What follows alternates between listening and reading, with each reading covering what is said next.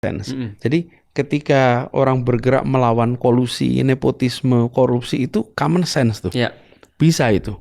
Orang kemudian terpanggil untuk bergerak. Atau kemarin ketika umur peserta pilkada itu mau diturunin.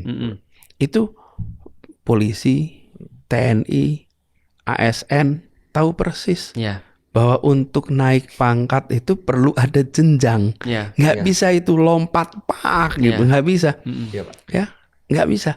Bahkan kalau ada yang bilang kan, no itu kan kiai itu anaknya juga Gus juga lalu meneruskan pondoknya. Iya, tapi kiainya itu bukan urusannya beda. Kiainya tuh ngirim Gus itu ke pondok A, B, C, D, E, F, G 10 tahun, 15 tahun, baru balik lagi udah pimpin tuh pondok. Jadi persoalannya bukan soal turun temurunnya, persoalannya soal kapabilitas, kesiapannya,